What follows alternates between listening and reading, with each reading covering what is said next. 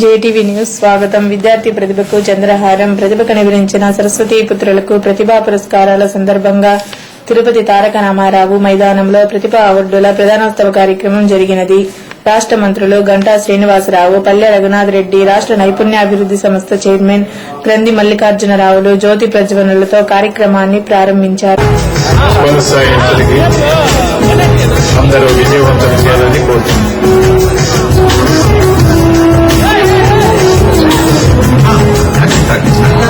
శ్రీనివాసరావు మాట్లాడుతూ విద్యార్థులు కీలకమైన విద్యార్థి దశలో తీసుకునే నిర్ణయాలు భవిష్యత్తుకు కీలకంగా మారతాయన్నారు. అంకిత భావం, కృషి, పట్టుదల ముఖ్యమన్నారు. రాజకీయంగా రావాలనుకుంటే నరేంద్ర మోడీ, చంద్రబాబు నాయుడును ఆదర్శంగా తీసుకోవాలని తెలిపారు. జన్మనిచ్చిన తల్లిదండ్రులు, గ్రామం, జిల్లా, రాష్ట్రం, దేశం గర్వించేలా మీ లక్ష్యాలను చేసుకోవాలని ఆకాంక్షించారు. రాష్ట్రంలో నెలకొన్న విద్యార్థుల నిష్పత్తికి అనుగుణంగా ఉపాధ్యాయుల కొరత లేకుండా భర్తీ చేయనున్నట్లు పేర్కొన్నారు. అందుకు 10,312 మంది ఉపాధ్యాయ పోస్టులకు భర్తీ డిఎస్సి నోటిఫికేషన్ విడుదల చేశామన్నారు. ప్రతిభా అవార్డులు గతంలో మొక్కుబడిగా చేపట్టారని, విద్యార్థుల ప్రతిభను గుర్తించి వారిని ప్రోత్సహించాలనేదే ప్రభుత్వ లక్ష్యంగా చెప్పుకొచ్చారు. మంత్రి పల్లె రఘునాథ్ రెడ్డి మాట్లాడుతూ సామాజికంగా, రాజకీయంగా, చారిత్రాత్మకంగా, పారిశ్రామిక పరంగా అత్యాధునిక సాంకేతిక రంగంలో అనుకున్న విధంగా అభివృద్ది సాధించాలంటే అందరూ చదువుకోవాలి, అందరికీ చదువు అవసరమని రాష్ట సమాచార శాఖ మంత్రి పల్లె రఘునాథ్ రెడ్డి పేర్కొన్నారు. ఆంధ్రప్రదేశ్లో అక్షరాస్యత శాతం 67% మాత్రమే ఉందని ఆవేదన వ్యక్తం చేశారు. 100% అక్షరాస్యత శాతాన్ని పెంచాలని ఆలోచనతో ప్రభుత్వం ముందుకు సాగుతుందన్నారు. నాణ్యమైన విద్యను అందించేందుకు ప్రభుత్వం చేస్తున్న కృషికి తల్లిదండ్రులు సహకారం అందించాలన్నారు. అంతకుముందు మాజీ మంత్రి గల్లా అరుణకుమారి, తిరుపతి ఎమ్మెల్యే సుగుణమ్మ, చిత్తూరు ఎమ్మెల్యే సత్యప్రభ, జిల్లా పరిషత్ చైర్పర్సన్ కీర్వాణి, చిత్తూరు నగరపాలక సంస్థ మేయర్ అనురాధాలు ప్రసంగించారు. విద్యార్థులు చదువుతో పాటు తల్లిదండ్రులను, గురువులను ఆరాధించాలన్నారు. చదువు ఆర్థిక ఎదుగుదలకు దోహదం చేస్తుందన్నారు గల్లా అరుణకుమారి అన్నారు. కార్యక్రమంలో మంత్రి బొజ్జల గోపాలకృష్ణారెడ్డి, రాజ్యసభ సభ్యులు సీఎం రమేష్, ఎమ్మెల్యే తలారి ఆదిత్య శంకర్, మాజీ ఎమ్మెల్యే ఎస్సీవీ నాయుడు, విద్యాశాఖ ముఖ్య కార్యదర్శి సిసోడియా, కమిషనర్ సంధ్యారాణి, జిల్లా పాలనాధికారి సిద్ధార్థ్ జైన్, తెదేపా జిల్లా కన్వీనర్ గౌనివారి శ్రీనివాస్, కోడూరు బాలసుబ్రహ్మణ్యం తదితరులు పాల్గొన్నారు. రాష్ట ప్రభుత్వం ప్రతిష్టాత్మకంగా తిరుపతిలో ఏర్పాటు చేసిన ప్రతిభా అవార్డుల ప్రదానోత్సవ కార్యక్రమానికి ముఖ్యమంత్రి చంద్రబాబు నాయుడు 2 గంటలు ఆలస్యంగా వచ్చారు. అప్పటి వరకు దిగాలుగా ఉన్న విద్యార్థుల్లో తెలియని ఉత్సాహం వచ్చింది. ఒకసారిగా ముఖ్యమంత్రి కన్వాయ్ వైపు విద్యార్థులు ఆసక్తిగా చూశారు.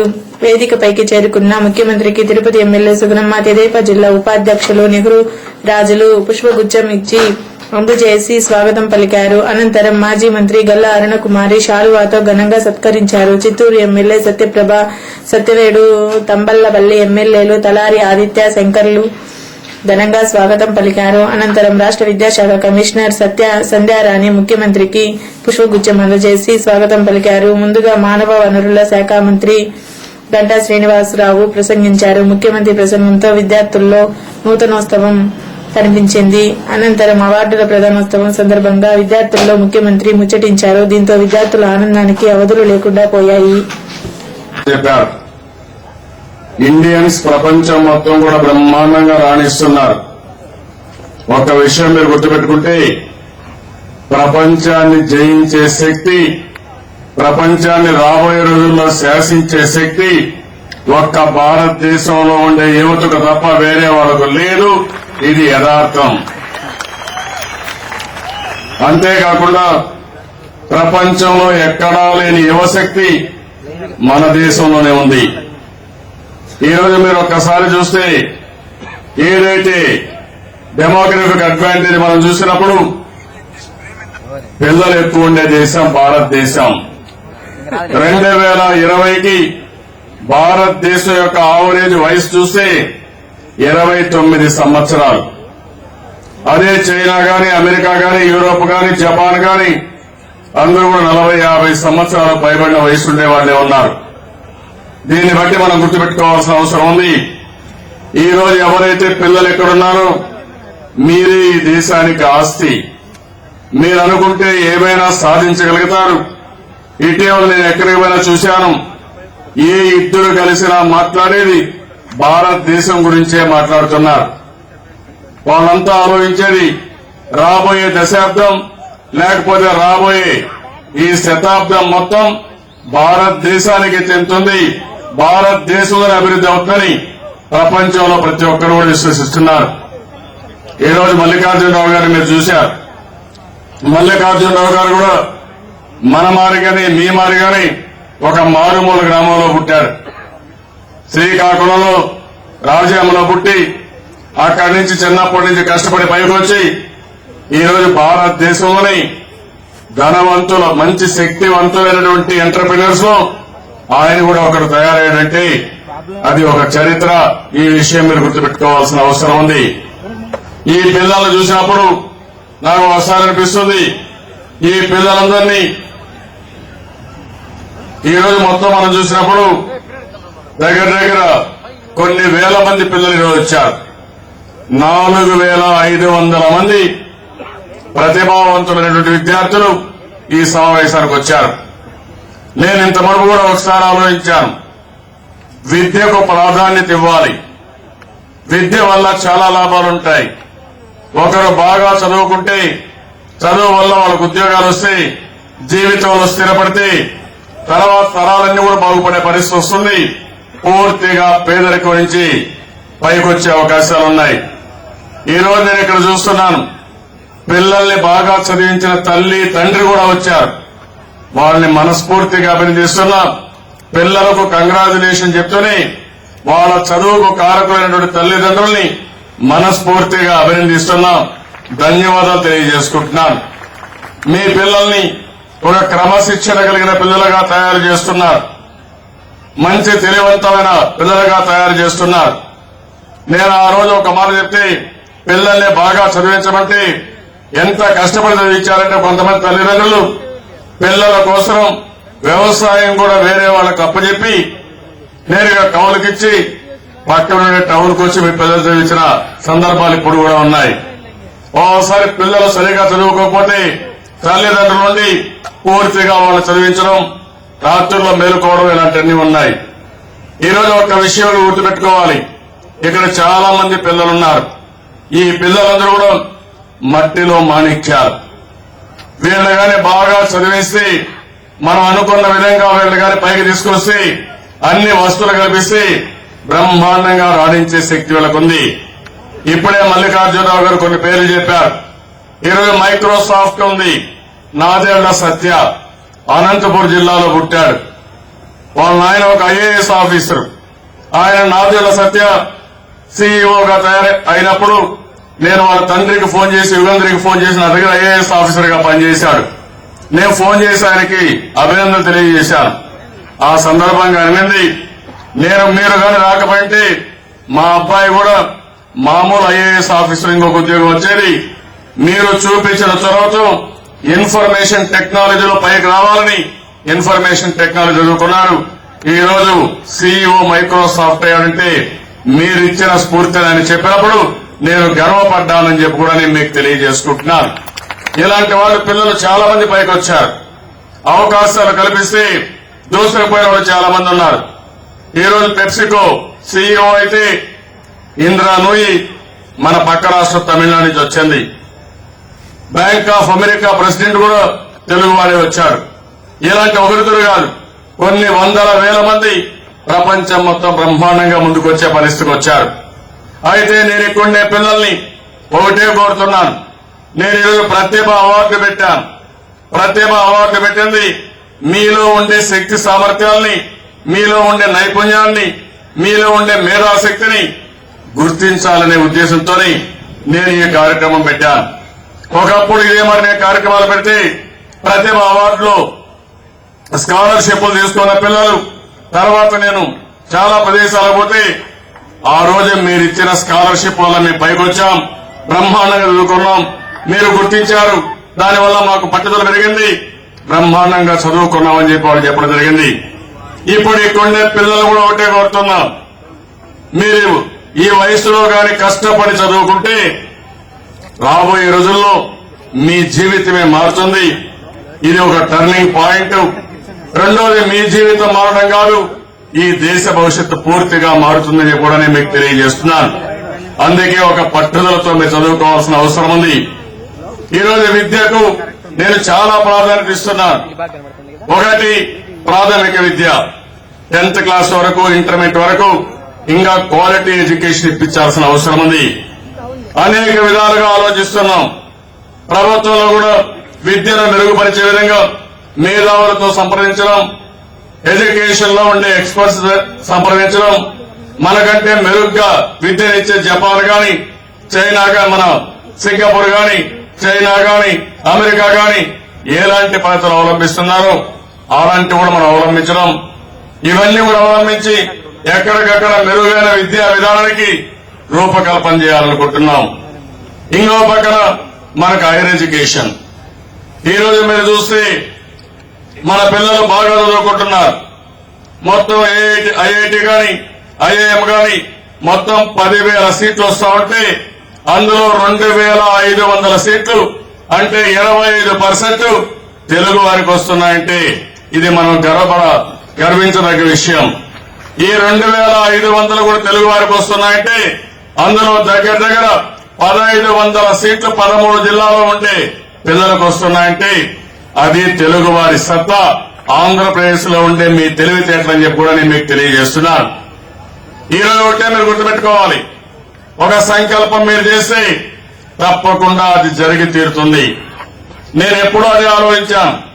ఒకప్పుడు మన దగ్గర ఇంజనీరింగ్ కాలేజీలు లేవు. ఆ రోజు సరిగా హైయర్ ఎడ్యుకేషన్ లేదు.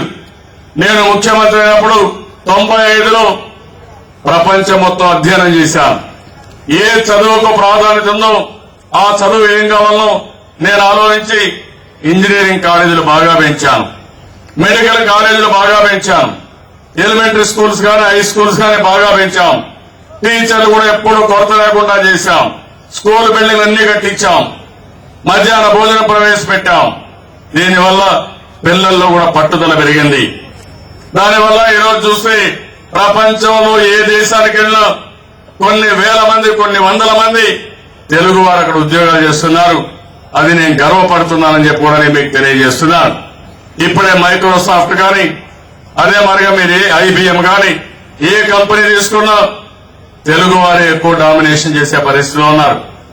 మొదటి స్థానంలో ఇండియన్స్ ఉంటే అందులో అగ్ర స్థానంలో తెలుగు వారు ఉండడం మనందరికీ గర్వ కారణం అని చెప్పి కూడా నేను మీకు తెలియజేస్తున్నాను. రెండోది కూడా నేను ఆ రోజు ఆలోచించాను, ఎంటర్‌ప్రెన్యూర్స్ ని ప్రమోట్ చేయాలి. దానికి కూడా కార్యక్రమం ఆలోచించి ఎప్పటికప్పుడు వాళ్ళు ప్రోత్సహించడం, ఎక్కడన్నా వెళితే డెలిగేషన్ గా తీసుకెళ్లడం, అక్కడ నెట్వర్క్ ఏర్పాటు చేయడం, ప్రపంచం మొత్తం ఎక్స్పోజర్ ఇప్పించాం. దానివల్ల కొన్ని వందల మంది మన వాళ్ళు ఎంటర్‌ప్రెన్యూర్స్ గా తయారయ్యారు. ఈరోజు మల్లికార్జునరావు గారు ఇక్కడే ఉన్నారు. ఢిల్లీ ఎయిర్పోర్ట్, హైదరాబాద్ ఎయిర్పోర్ట్ వారే కట్టారు. ఇంకో పక్కన జీవీకి అయితే బాంబే ఎయిర్పోర్ట్, బెంగళూరు ఎయిర్పోర్ట్ వారే కట్టారు. అనేక కంపెనీలు పెట్టి ఈరోజు పెద్ద అధినేతలుగా వీరు తయారయ్యే పరిస్థితి వచ్చింది. అంటే పిల్లలకు ఎందుకు ఈ విషయాలు చెప్తున్నానంటే, మీరు గాని ఒక సంకల్పం చేసి ఇప్పుడు ఇంటర్మీడియట్ లో ఉండే పిల్లలు, 10th క్లాస్ లో ఉండే పిల్లలు ఒక 7 సంవత్సరాలు మీరు కష్టపడగలిగితే మీ జీవితాలే మారిపోతాయి. నేను తల్లిదండ్రులకు అనేక సార్లు చెప్పాను, మీ పిల్లలకు ఎంత ఆస్తి ఇచ్చారనేది ముఖ్యం కాదు, ఎన్ని వందల ఎకరాల భూమి ఇచ్చారనేది ముఖ్యం కాదు, మీ పిల్లల్ని ఎంత ప్రయోజకులుగా చేశారు, ఎంత బాగా చదివించారనేది ముఖ్యం. ఇప్పుడే మల్లికార్జునరావు గారు ఒక ఉదాహరణ చెప్పారు. ఒక తల్లిదండ్రికి పుట్టిన 2 పిల్లలు ఎంత వ్యత్యాసం ఉందో మీరే చూశారు. అంటే ఇంకొక విషయం కూడా మీరు ఆలోచిస్తే, మీ పిల్లలు ప్రయోజకులైతే మీరిచ్చిన ఆస్తి కంటే 100 కాదు, 1000 కాదు, ఎంతైనా సంపాదించే పరిస్థితి వస్తుంది. ఈ రోజు మైక్రోసాఫ్ట్ లో పనిచేసే నారాయణ సత్య నిన్న మొన్న పేపర్లో చూస్తున్నారు. ఆయన ఆదాయం 100 కోట్ల రూపాయలు. వాళ్ళ తండ్రి ఇచ్చుంటే 1000 ఎకరాలు ఇచ్చినా, 5 కోట్లు ఇచ్చినా, 10 కోట్లు ఇచ్చినా అప్రయోజకులైతే అది మొత్తం పోగొట్టే పరిస్థితి వస్తుంది. ఈ విషయం మీరు గుర్తుపెట్టుకోవాల్సిన అవసరం ఉంది. ఈ రోజు ఇంకొక విషయం కూడా మనం గుర్తుపెట్టుకోవాల్సింది, తల్లిదండ్రులంతా కూడా మన పిల్లల్ని విద్యావంతులుగా చేయడమే కాకుండా ఒక క్రమశిక్షణ కలిగిన విలువలతో కూడిన పౌరులుగా మనం తీర్చిదిద్దాల్సిన అవసరం ఉంది.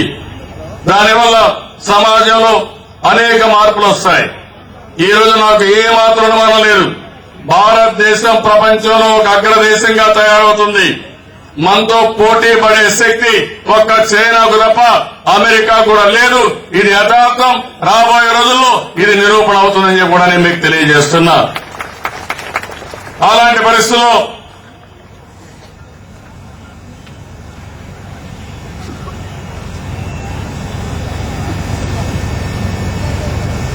ఆనందానికి అవధులు లేకుండా పోయాయి.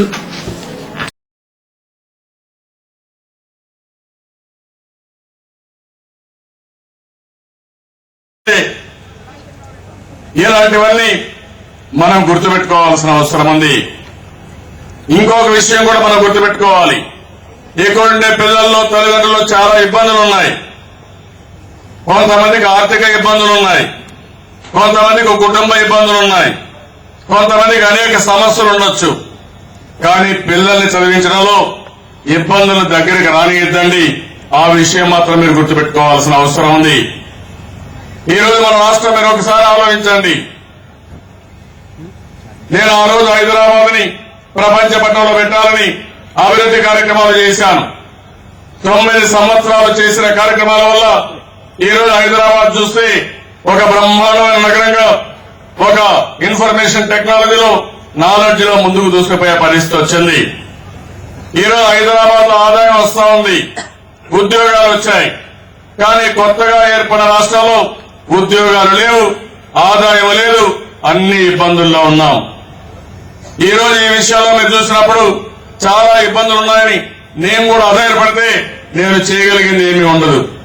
కానీ ఒక సంక్షేమంలో ఒక అవకాశాన్ని చూస్తున్నాను.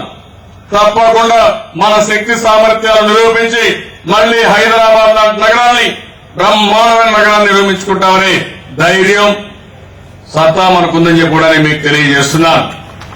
నిన్న మొన్న మీరు చూశారు 14వ ఆర్థిక సంఘం, వాళ్ళైనా న్యాయం చేస్తారనుకున్నాం.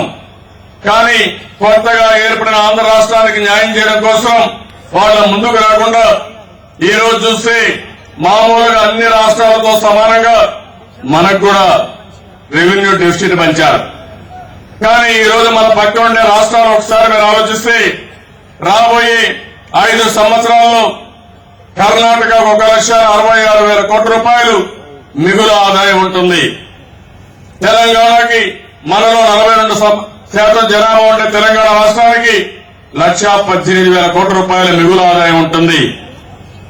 అదే తమిళనాడుకి 85,000 కోట్ల రూపాయల మిగులు ఆదాయం ఉంటుంది. కానీ ఆంధ్రప్రదేశ్ రాష్ట్రానికి మాత్రం 5 సంవత్సరాలు కూడా ఈ రోజు కేంద్రం ఇచ్చిన 22,000 కోట్ల రూపాయలు కలుపుకుంటే అక్కడికక్కడికే సరిపోతుంది. మనకు మిగులు ఉండదు, లోటే ఉండే పరిస్థితి వస్తుంది. నేను అందుకనే గట్టిగా అడుగుతున్నాను కేంద్రాన్ని. ఆ రోజు మేము విభజన కోరుకోలేని కొండేవాళ్ళు ఎవ్వరూ కోరుకోలేదు, వద్దని పోరాడారు. కానీ బలవంతంగా విభజన చేశారు. ఒక మాటలో చెప్పాలంటే అవమానపరిచి ఆ రోజు విభజన చేశారు. కానీ ఈ రోజు విభజన అయిన తర్వాత మళ్లీ వారితో సమానంగా లెవెల్ ప్లేయింగ్ ఫీల్డ్ క్రియేట్ చేయాల్సిన బాధ్యత కేంద్ర ప్రభుత్వం పైన ఉంది. చేయూతని ఇవ్వాల్సిన బాధ్యత వాళ్ళ పైన ఉంది. అంతవరకు వారు చేయగలిగితే తర్వాత అన్ని రాష్ట్రాలతో సమానంగా మనం ముందుకు పోతాం. ఈరోజు హైదరాబాద్ ఉంది, బెంగళూరు ఉంది, పక్కనే చెన్నై ఉంది. ఈ 3 రాష్ట్రాలు కూడా మెగా సిటీస్ గా ఉన్నాయి. ఆర్థిక వ్యవస్థ అంతా అక్కడే ఉంది. ప్రభుత్వాలకు ఆదాయం అక్కడి నుంచి వస్తా ఉంది. అలాంటి సిటీ మన దగ్గర లేదు. ఈ రోజు ఒక సిటీ నిర్మాణం చేసుకోవాలి.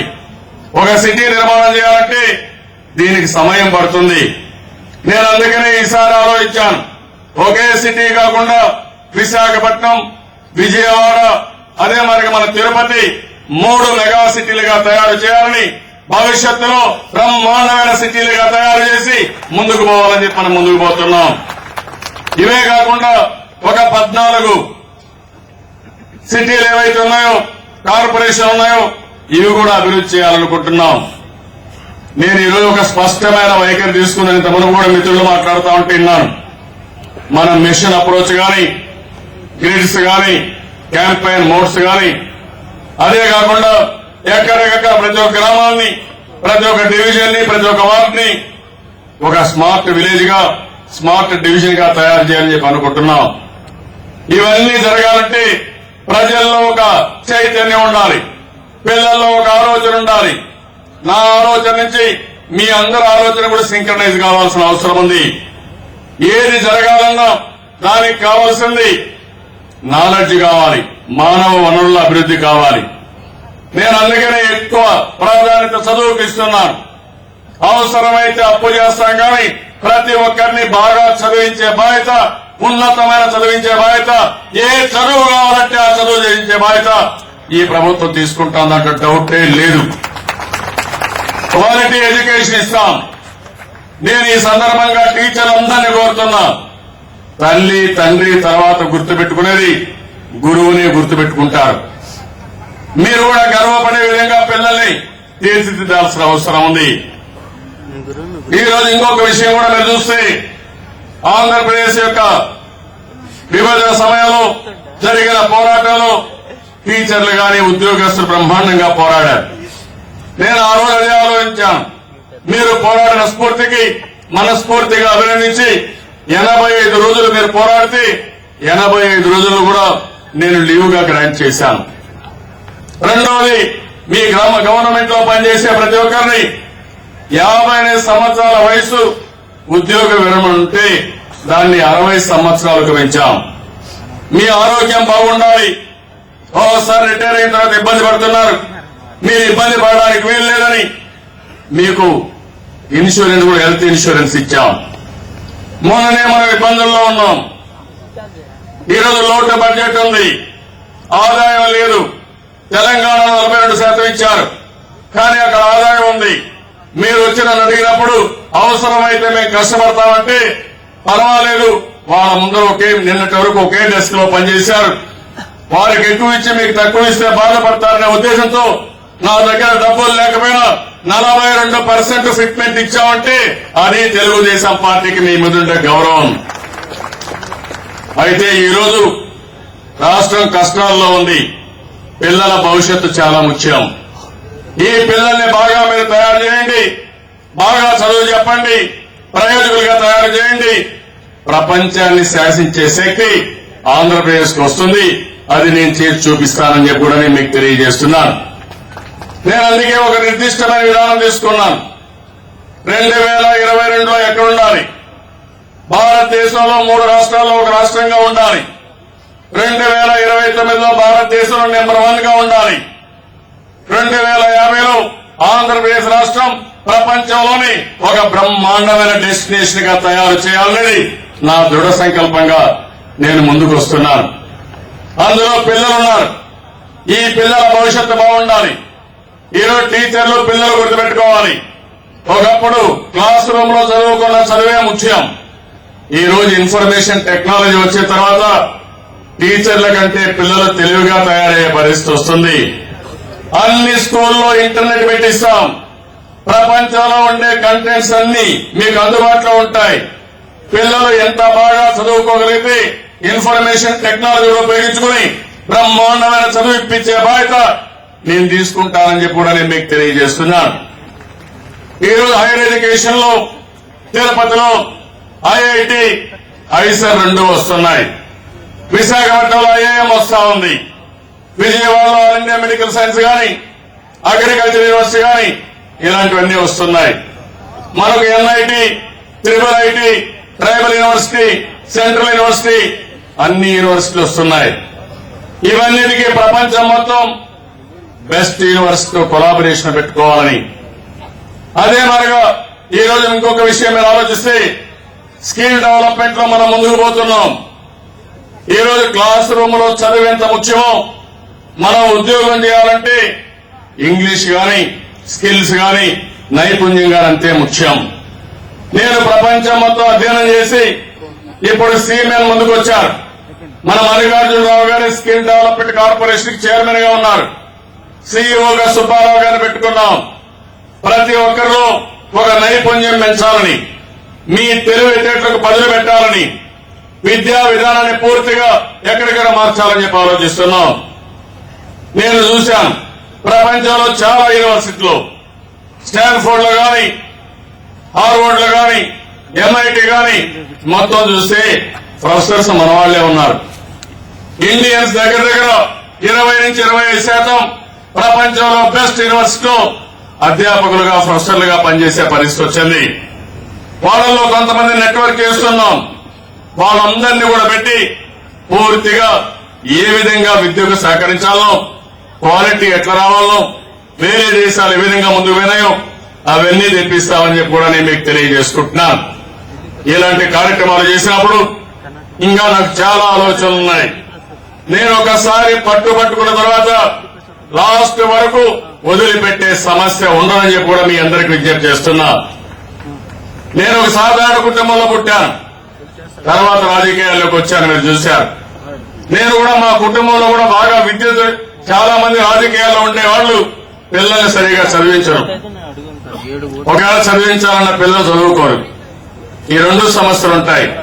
కానీ నేను గాని, మా మిస్సెస్ గాని ఇద్దరు కూడా పట్టుబట్టి మా అబ్బాయిని, మా కోడల్ని స్టాన్ఫోర్డ్ చదివించగలిగామంటే మేము తీసుకున్న చొరవ, అదే మరిగా వాళ్ళు చూపించిన చొరవ. ఈ రోజు మా పిల్లల్ని అమరుగా చేసినప్పుడు రాష్ట్రంలో ఉండే ప్రతి ఒక్కరిని కూడా అదే క్వాలిటీ ఎడ్యుకేషన్ ఇవ్వాలని, బ్రహ్మాండమైన ప్రయోజకులుగా మిమ్మల్ని తయారు చేయాలనేది నా ఆకాంక్ష. తప్పకుండా ఇది నెరవేరుతుంది. నేను తయారు చేస్తానని చెప్పి కూడా నేను మీకు తెలియజేస్తున్నాను. పిల్లల ఉద్యోగాల కోసం ఇండస్ట్రీకి ప్రాధాన్యత ఇస్తాం. నేను ప్రపంచం మొత్తం తిరుగుతున్నాను. ఇండస్ట్రియలిస్టులు అందరినీ రమ్మంటున్నాం, పెట్టుబడులు పెట్టమంటున్నాం. ఈ రోజు మనకందరికీ కూడా కొన్ని కష్టాలున్నా, కొన్ని అవకాశాలున్నాయి. ఏదైతే 9 జిల్లాల్లో సముద్ర తీరం ఉంది. మనం మంచి ఓడరేవులు తయారు చేసుకుంటే సౌత్ ఈస్ట్ ఏషియన్ కంట్రీలకి ఇది ఒక హబ్బుగా తయారవుతుంది. బ్రహ్మాండమైన ఇండస్ట్రీస్ వస్తే దానివల్ల సర్వీస్ సెక్టర్ పెరుగుతుంది. అదే మరిగా మనకు నీటి వనరులు, రాయలసీమలో కరువున్న గోదావరిలో 3000 TMC నీళ్లు సముద్రంలోకి పోతున్నాయి. ఇవి ఉపయోగించుకోగలిగితే ఆంధ్రప్రదేశ్ ని కరువు రహితంగా మనం తయారు చేసే పరిస్థితి వస్తుంది. ఇలాంటి ఒక పద్ధతి ప్రకారం మనం ముందుకు పోయినప్పుడు పిల్లల భవిష్యత్తుకి ఎంతో ఉపయోగపడతాయి. నేను ఇటీవల కాలంలో కొంతమంది చైనా నుంచి వస్తే వాళ్ళతో నేను మాట్లాడితే వాళ్ళు చెప్పింది, మేము చిన్నప్పుడు మా దేశంలో చాలా సమస్యలు ఉండేటివి, చాలా కష్టాలుండేటివి, మాకు కూడా పేదరికం ఉండేది. కానీ రోజు రోజుకి మేము చేసిన పని గాని, ప్రభుత్వాలు అనుసరించిన విధానం వల్ల ఈ రోజు మా కష్టాలు తీరాయి, పేదరికం లేదు, మేము సంపదవంతులమై బ్రహ్మాండంగా ఉంటున్నామని వారు చెప్పారు. నేను ఇక్కడుండే పిల్లలందరినీ మిమ్మల్ని కోరుతున్నా, మీరందరూ కూడా చూడండి, రోజు రోజుకు మీరు బాగా చదువుకుని తద్వారా మీరు పైకి వస్తే ప్రభుత్వం ఇచ్చే సహకారం, ప్రభుత్వం చేపట్టే కార్యక్రమాలు కూడా మీరు అర్థం చేసుకుని సహకరిస్తే మీ జీవితాలు మారుతాయి, రాష్ట్ర భవిష్యత్తు మారుతుందని చెప్పి కూడా నేను మీకు తెలియజేస్తున్నాను. అందుకని ఈ పిల్లలందరినీ కోరుతున్నా. ఈ రోజు నేను కొన్ని ప్రపోజల్స్ కూడా పెట్టుకున్నాం. రాబోయే రోజుల్లో ఏం చేస్తే బాగుంటుంది అనుకున్నప్పుడు ఈ ప్రతిభ అవార్డులు ఏ విధంగా ఇవ్వాలో మీరు ఆలోచించండి. ఇది ప్రారంభం మాత్రం. ఇంటర్మీడియట్ కి 10th క్లాస్ కి ఇచ్చాం, 4500 మందికి ఇచ్చాం.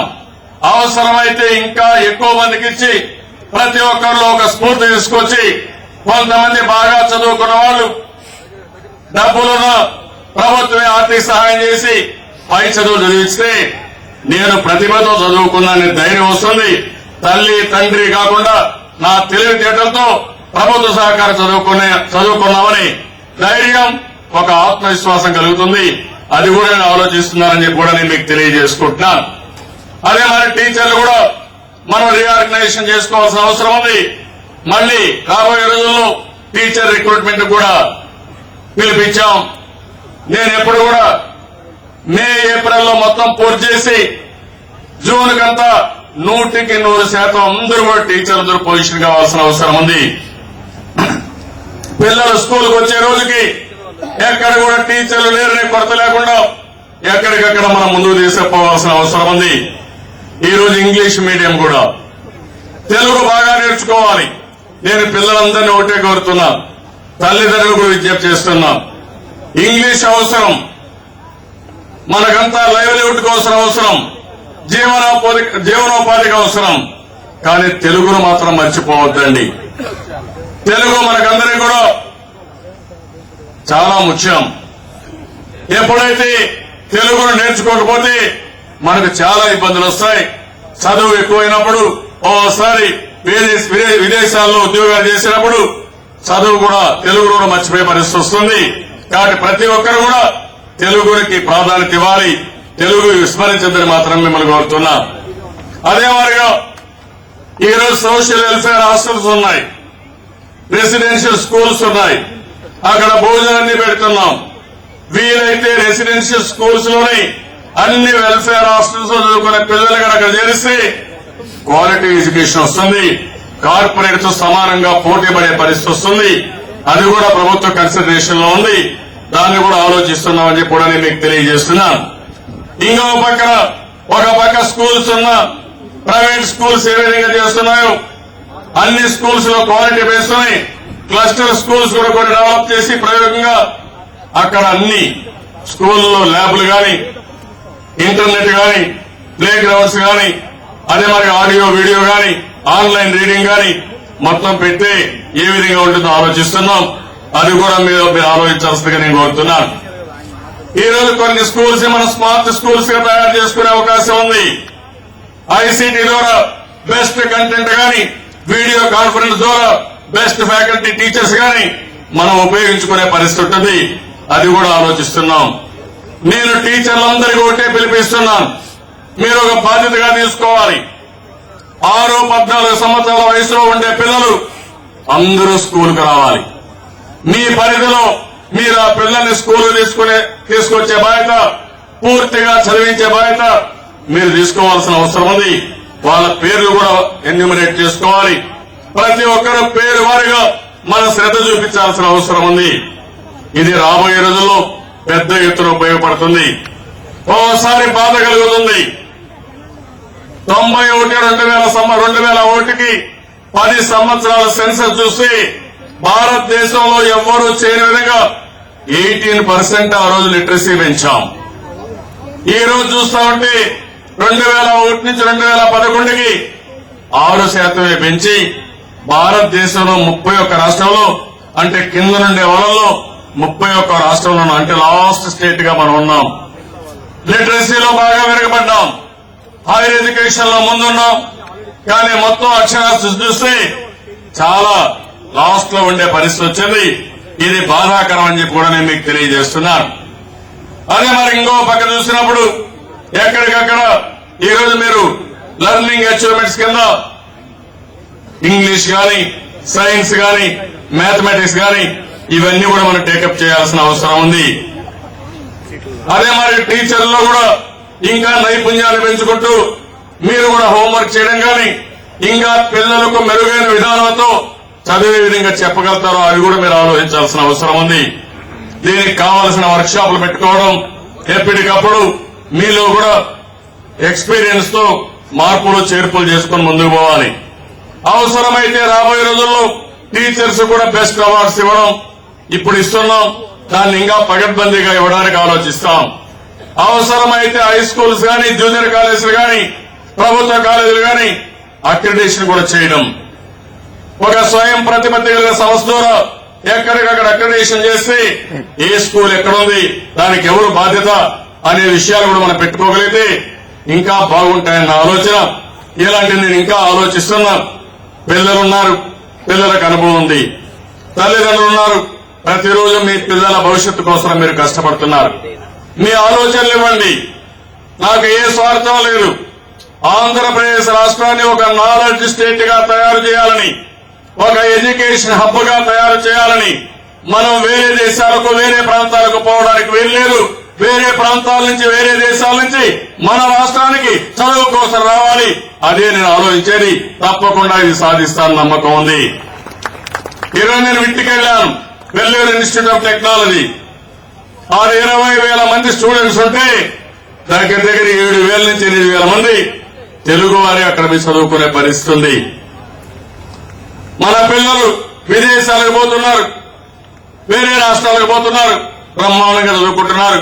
కానీ అలాంటి మంచి ఇన్స్టిట్యూషన్స్ ఇక్కడ పెడితే బ్రహ్మాండంగా చదువుకుంటారని చెప్పి కూడా నేను మీకు తెలియజేస్తున్నాను. ఇలాంటి ఆలోచనలు నేను చేస్తున్నాను. నేను ఇటీవల కాలంలో కొన్ని కాలేజీలకు వెళ్లాను, పిల్లలతో ఇంటరాక్ట్ అవుతున్నాను. ఇప్పుడే మల్లికార్జున గారు ఒక మాట చెప్పారు. నేను విజయనగరం వెళితే ఒక అమ్మాయి ఇంజనీరింగ్ కాలేజ్ అమ్మాయి నన్ను క్వశ్చన్ అడిగింది, సార్ మీరు ఏ విధంగా మేనేజ్ చేస్తున్నారు? మేము చదువుకే మాకు బాగా స్ట్రెస్ అయిపోతున్నాం, చాలా టెన్షన్ వస్తా ఉంది, స్ట్రెస్ వస్తా ఉంది. మీరు 24 గంటలు పనిచేస్తున్నారు, ఇన్ని సమస్యలున్నా మీరు మాత్రం స్ట్రెస్ ఫీల్ కావడం అంటే నేను ఒకటే మాట చెప్పాను, ఇష్టపడి పని చేస్తే కష్టం ఉండదు, విసుగు ఉండదు. మీరు కూడా ఇష్టపడి చదువుకుంటే మీకు ఏ మాత్రం కూడా స్ట్రెస్ ఉండదు. ఆ విషయం గుర్తుపెట్టుకోమని వారికి నేను చెప్పాను. అదే మరి నేను పిల్లల యొక్క నాలెడ్జ్ చూశాను. ఎంత బ్రహ్మాండంగా ఉన్నారంటే అంత బ్రహ్మాండంగా ఉన్నారు. వారికి కావాల్సింది క్వాలిటీగానే యాడ్ చేయగలిగితే ఇంకా ముందుకు పోయే పరిస్థితి వస్తుంది. ఇవన్నీ కూడా నిరంతరం నేను ఆలోచిస్తున్నాను. సంవత్సరం క్వాలిటీ పెంచుతాం, సంవత్సరం మెరుగైన ఇన్ఫ్రాస్ట్రక్చర్ క్రియేట్ చేస్తాం. ఎవరైనా సరైన ఇన్ఫ్రాస్ట్రక్చర్ పెట్టకుండా ప్రైవేట్ కాలేజీలున్నా, ప్రైవేట్ స్కూల్స్ ఉన్నా అవసరమైతే కఠినమైన చర్యలు తీసుకుని కొన్ని కాలేజీలు కానీ స్కూల్స్ కానీ క్లోజ్ చేస్తాం తప్ప పిల్లలకు నష్టం వచ్చే పరిస్థితి ఎక్కడా జరగనివ్వని చెప్పి కూడా నేను మీకు తెలియజేస్తున్నాను. దానికి కూడా ఏం చేయాలో ఆలోచిద్దాం. మన కాలేజీలో, మన స్కూల్స్ లో క్వాలిటీ పెంచడం, ప్రైవేట్ స్కూల్స్ లో క్వాలిటీ పెంచే విధంగా చర్యలు తీసుకోవడం, అల్టిమేట్ గా ఆంధ్రప్రదేశ్ లో ఉండే ప్రతి ఒక్కరికి నాణ్యమైన విద్య ఇచ్చే విధంగా మనం ముందుకు పోదాం. దానికి మీరందరూ కూడా ఇచ్చేయాల్సిందిగా నేను కోరుతూ, ఈ రోజు మనం ఇచ్చే ప్రతిభ అవార్డ్స్ ప్రారంభం మాత్రం. ఒకవేళ అవసరమైతే కొన్ని వేల మందికి ఇప్పుడిచ్చే అవార్డు కాకుండా మీరు 10th క్లాస్ పాస్ అయితే బెస్ట్ అవార్డు వస్తే, ప్రతిభ అవార్డు వస్తే ఇంటర్మీడియట్ వరకు మిమ్మల్ని చదివించడం, ఇంటర్మీడియట్ లో ప్రతిభ అవార్డు వస్తే మీరు నచ్చిన కాలేజీ, నచ్చిన కోర్సు ఎక్కడికి పోవాలన్నా పంపించే ఏర్పాటు చేయడం. కొంతమంది అమెరికాకు పోవాలన్నా ఆ డబ్బులు పూర్తిగా ప్రభుత్వమే ఖర్చు పెట్టి, మామూలుగా ఫీజులే కాకుండా పూర్తి ఖర్చులు పెట్టి, డబ్బులున్న వాళ్ళు, డబ్బులు లేని వాళ్ళని కాకుండా అందరికీ ఆ వసతి కల్పిద్దాం అనుకుంటున్నాను. దీనివల్ల పిల్లల్లో ఒక పట్టుదల పెరుగుతుంది. మీ అమ్మా నాన్న దగ్గర డబ్బులున్నా కాదు, నా తెలివితేటలతో, నా కష్టంతో నేను చదువుకున్నానని ఒక ఆత్మ గౌరవం వస్తుంది. అదే నేను ఆలోచిస్తున్నానని చెప్పి కూడా నేను మీకు తెలియజేస్తున్నాను. ఇవన్నీ రావాలంటే నేను అన్ని కూడా వర్కౌట్ చేస్తాను. మీరు కూడా ఒక సూచనలు ఇవ్వండి. నెక్స్ట్ ఇయర్ నుంచి మార్పులు తీసుకొద్దాం, ఇంకా పెను మార్పులు తీసుకొచ్చి ఏ విధంగా మెరిట్ ప్రమోట్ చేయాలో అవన్నీ ప్రమోట్ చేస్తామని చెప్పి కూడా నేను మీకు తెలియజేసుకుంటూ మరొక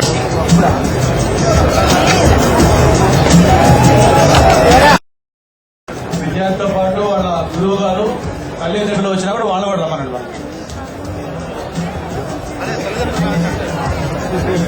మినిస్టర్ గారు గౌరవనీయులు గంటా శ్రీనివాస గారు, కృష్ణా జిల్లా కృష్ణా ఉపాధ్యాయులు, కొనగల గోపి, జె ప్రవళికాబాయ్, మేధా మహేష్ బాబు, తిరుపతి నిఖిల్, ఐలూరి కృష్ణప్రియ.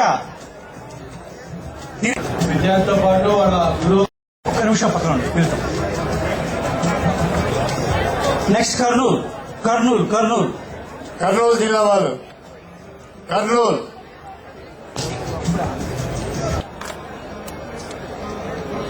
కర్నూలు జిల్లా విద్యార్థులు,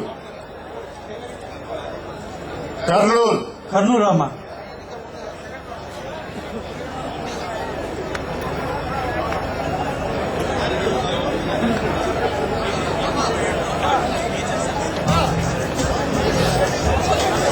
చూసారా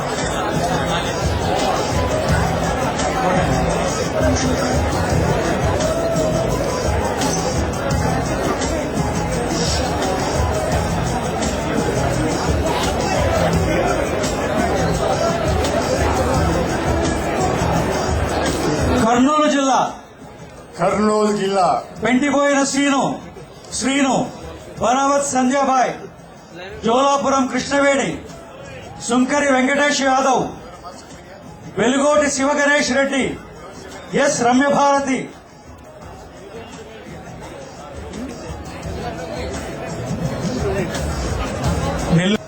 కారంపూడి సాయి పూజిత. బొజ్జా రితిక.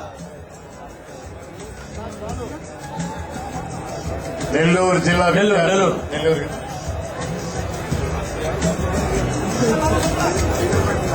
విద్యార్థుల కళ్ళలో వాళ్ళ మోములు చిరుదరహాసం నెక్స్ట్ ప్రకాశం. ప్రస్ఫుటం. ప్రకాశం జిల్లా విద్యార్థిని విద్యార్థులు ప్రకాశం. ప్రకాశం. ప్రకాశం జిల్లా ప్రకాశం జిల్లా ఈ విద్యార్థులకందరికీ ప్రతిభా పురస్కారాల సందర్భంగా అభినందన తెలియజేస్తున్నాం. ప్రకాశం జిల్లా విద్యార్థులు చేంజ్ కవర్. ప్రకాశం జిల్లా ప్రకాశం జిల్లా ప్రకాశం కోపతోటి రాజేష్. సాధుపతి శ్రీలక్ష్మి. బుద్ధి కావ్య. కట్టా వెంకటేశ్వరరావు. తమ్మవరపు సుభాషిణి. ననబాల రవీంద్ర. చరిత్రలో ఇది ఒక గొప్ప కార్యక్రమము. ఇంతమంది విద్యార్థులు ఒకే వేదిక పైన ఇంత సమయాన్ని మన ముఖ్యమంత్రి వర్యులు సమయం వెచ్చించి వారిని అభినందిస్తూ వారికి అవార్డులను ప్రదానోత్సవం చేయడము చరిత్ర. Next Nellore sir. నెల్లూరు. నెల్లూరు జిల్లా వారు. హలో. నెల్లూరు. నెల్లూరు జిల్లా వారు విద్యార్థులు సిద్ధంగా ఉండాలి.